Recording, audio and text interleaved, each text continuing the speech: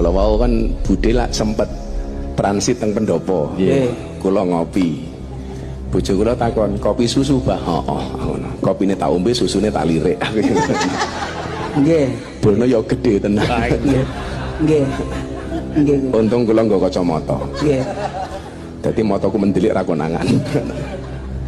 Nggih gede. Lah gede tapi kopong. Iya. Karena payudarane sakit. Begitu di USG niku ternyata untune percil ketinggalan. Lah renang pasti tidak tenggelam. Lho sebabnya sakit. Pelambungnya gede. Oh iya. Sapi niku paling ikhlas. Pripun? Bendino dicekeli susune ra tau njaluk dirabi. Tapi tak delok-delok Pak Sudaryanto itu seperti air. Sederhana sih tapi penting. Iya. Nung yo wetengmu aja gede-gede. Bupati wetenge gede. Dicilike dhek, Pak. Soalnya gajah niku lak kelon ra tau gelem didelok karo wong, soalnya gajah niku isin awake gede manuke cilik. Lah Pak Daryanto ki wetenge gede gegek manuke. Kula niku mbiyen lowong. Kula terprovokasi untuk kurus gara-gara niku lak wong wetenge gede biasane manuke cilik. Nah, aku sumpah ra nyawang Daryanto aku, ora nyawang Daryanto aku. Saniki weteng kula cilik berarti manuke buka matamu buka. Habib Zaidan gagah lan sregep ngaji. Oke rondo Purbalingga sing jalo dirabi. Gus Miftah ngomong sembarangan dikawin karo Panji. Jika cinta tidak direstui, didik bayi pun jadi solusi. Ikan sepat, ikan teri, lo berempat gue sendiri. Kata Gus Miftah, kalau cinta tidak direstui, dedek bayi jadi solusi. Keren. Dedek bayi jadi solusi. Iya. Ini artinya apa? Artinya perzinahan itu dibolehkan karena tidak ada hukuman dari negara. Iya. Kalau cinta tak direstui, dedek bayi jadi solusi. Dedek bayi jadi solusi. Assalamualaikum warahmatullahi wabarakatuh. Halo Sobat RJ semuanya, bagaimana kabar kalian hari ini?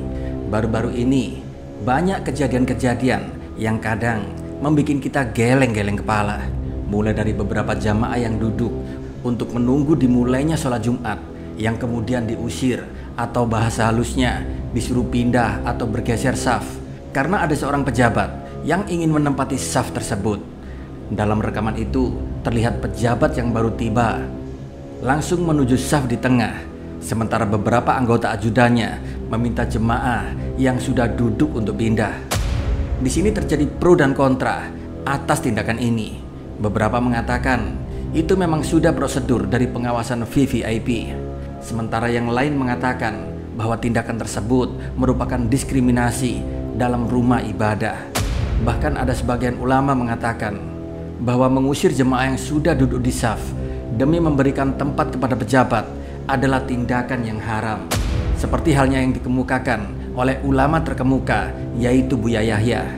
Di sini beliau menegaskan bahwa dalam Islam semua jemaah memiliki hak yang sama di masjid tanpa memandang status sosial ataupun jabatan. Buya Yahya juga menjelaskan bahwa memesan atau membooking saf pertama hukumnya makruh, namun mengusir orang yang sudah duduk di saf tersebut hukumnya adalah haram. Hukum membooking saf pertama atau masjid lah secara umum tempat, hukumnya makruh. Makruh, bukan sebuah kebaikan.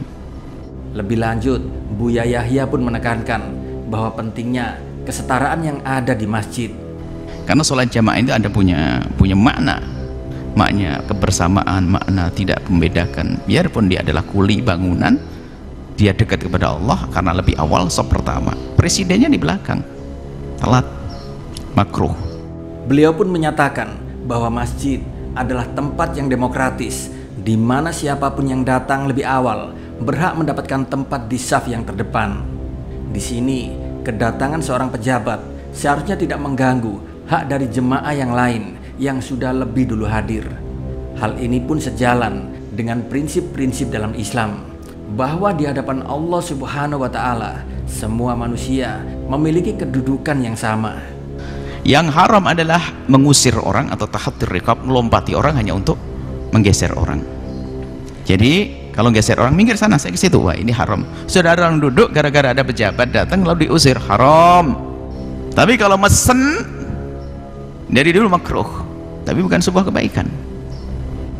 Sebab nanti kalau ini dijadikan sesuatu kebaikan, wah bahaya. Dan main pesen tok sudah tidak pernah, kadang-kadang sudah pesen nggak datang lagi, kan kacau, pemalas itu. Nggak, jadi nggak usah. Kalau sop pertama, sop masjid untuk barisan sholat, maka makruh hukumnya memesan seperti itu. Tapi mengusirnya itu yang haram, tidak diperkenankan, karena semua punya hak untuk mendekatkan diri kepada Allah.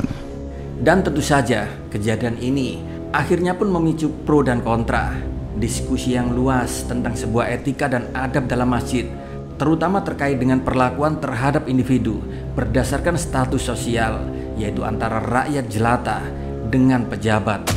Dan juga yang gak kalah heboh saat ini, yaitu beredarnya sebuah video viral dari Gus Miftah yang saat ini banyak menuai kontroversi, yaitu tentang lantunan sholawat kepada Nabi SAW.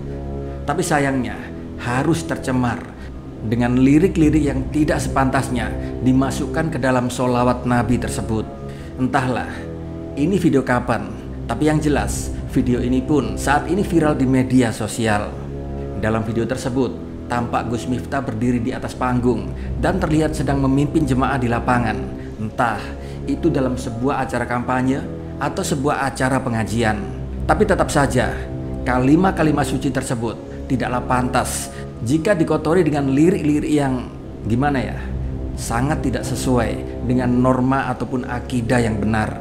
Mari kita simak videonya. Tuku bawang kleru mrico wis kepacut sayang ngopi anggap Semarang kaline budet sing disayang matane sing disayang matane bisa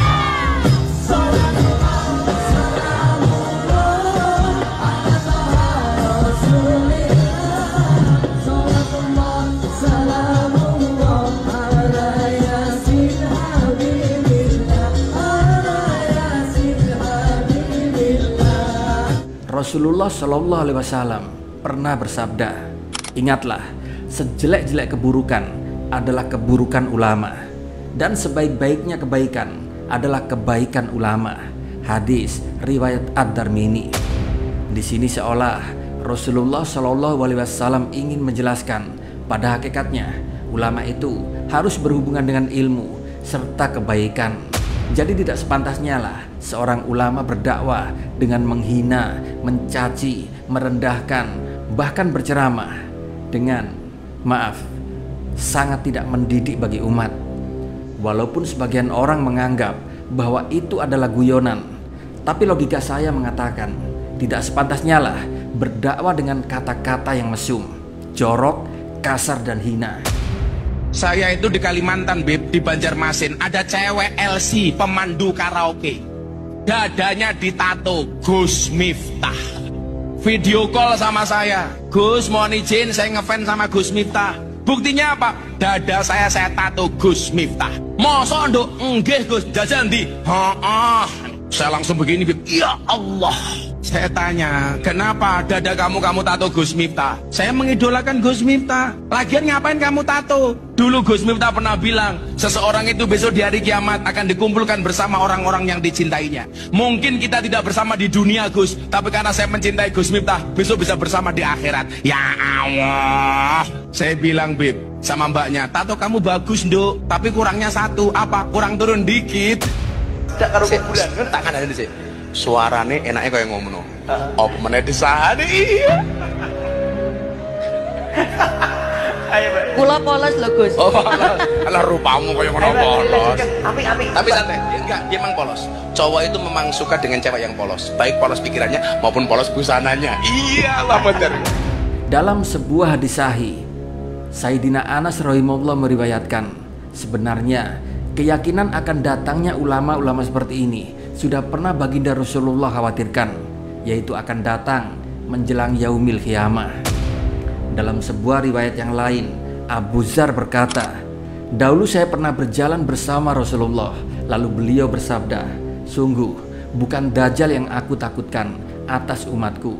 Beliau sampai mengatakan 3 kali. Maka saya bertanya, 'Wahai Rasulullah, apakah selain Dajjal yang paling engkau takutkan atas umatmu?' Beliau pun menjawab, 'Para tokoh agama yang menyesatkan.'" Hadis riwayat Musnad Ahmad. Di sini sudah menandakan tanda-tanda yang seperti ini menjadi tanda bahwa kiamat sudah dekat. Salah satunya adalah kemunculan Dajjal. Namun di sini, kemunculan Dajjal di akhir zaman, yaitu menjelang hari kiamat ini, ternyata tidak segawat munculnya sosok lain yang juga pernah disebut Nabi Muhammad SAW. Bahkan sebelum Dajjal muncul, sosok yang dikhawatirkan lebih dari Dajjal oleh Rasulullah adalah munculnya para ulama-ulama yang gila harta, gila tahta dan wanita. Ulama-ulama yang sering menjilat penguasa, ulama-ulama yang menganggap perbuatan dosa adalah hal yang biasa, ulama-ulama yang berdakwah dengan pasang tarif dan sebagainya. Saya waktu itu diundang sama pengusaha batu bara Pak, syukuran, sama penyanyi dangdut. Penyanyi dangdut nyanyi 5 lagu, saya ngaji 1 jam. Selesai acara, penyanyi dangdut dikasih 150 juta, saya dikasih 75 juta. Uang saya kembalikan. "Pak, saya nggak terima uangnya." "Kenapa Gus?" "Anda itu lucu."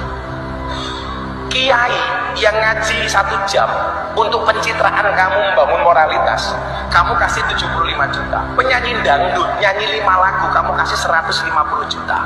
Buka Didik Jos 150 juta. Saya bilang sama dia, "Mohon maaf Pak, kalau caranya seperti ini, anak-anak Indonesia lebih senang bercita-cita jadi artis dangdut dibandingkan jadi kiai. Saya nggak mau. Kalau Anda pengen bantu saya, udahlah, saya nggak usah Anda kasih. Tapi besok kalau Anda ngundang Ustadz, tolong dihargai lebih mahal daripada penyanyi dangdut." Akhirnya saya pulang dikasih 200 juta. Lalu kenapa Nabi Muhammad SAW begitu mengkhawatirkan ulama-ulama seperti ini dibanding dengan Dajjal yang jelas-jelas membuat fitnah menakutkan di akhir zaman? Mengutip laman NU Online, dalam kajian kitab Bidayatul Hidayah di Masjid Al-Idrus Langensari, Kota Banjar, Jawa Barat, di sini Kiai Muhammad Idris menjelaskan ada makhluk yang paling dikhawatirkan oleh Rasulullah SAW ketimbang munculnya Dajjal. Ada yang paling aku khawatirkan dari kalian ketimbang Dajjal. Beliau kemudian ditanya, "Apa itu wahai Rasulullah?" Lalu beliau menjawab, "Para ulama su." Para ulama su ini, masih kata Kiai Idris, digambarkan adalah seorang ulama akhir zaman yang paling dikhawatirkan oleh Rasulullah SAW ketimbang dari Dajjal sendiri. Sebab Dajjal memang bertujuan menyesatkan, sedangkan ulama-ulama ini walaupun lidah dan ucapannya memalingkan manusia dari dunia, tapi amal perbuatan dan keadaannya mengajak manusia ke sana. Di sini masih menurut Kiai Idris, ulama su ini mempergunakan ilmunya sebagai sarana untuk memperbanyak harta serta untuk berbangga diri dengan kedudukannya. Sorry. Abangmu wis dadi pejabat, dadi lungguh yo beda lah, lungguh yo beda. Jase yo beda. Niki larang, sing menehi sapa iki? Mereka pun selalu menyombongkan diri dengan besarnya jumlah pengikutnya. Segala ilmunya menjadi tumpuan untuk meraih sasaran duniawi. Oleh karena itulah kita sebagai umat muslim yang awam untuk bisa lebih berhati-hati dalam mengikuti para ulama-ulama. Apalagi di zaman sekarang banyak orang-orang yang mengaku sebagai ulama, Gus, Habib, Kiai, dan realitanya banyak orang yang baru saja bisa berbicara di media sosial saja sudah disebut ulama, padahal keilmuan dan sanad keilmuannya masih dipertanyakan.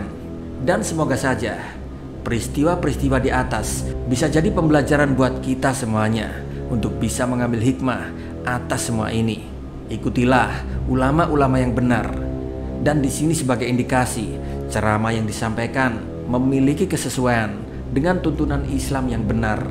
Ceramah tersebut pun bersifat menggugah serta dapat bermanfaat bagi para pendengarnya, tidak menimbulkan pertentangan. Isinya adalah kebenaran Al-Quran dan hadis, yaitu sesuai dengan tuntunan Rasulullah SAW. serta objektif dan jelas, sehingga kita tidak terperangkap dalam kesesatan yang nyata.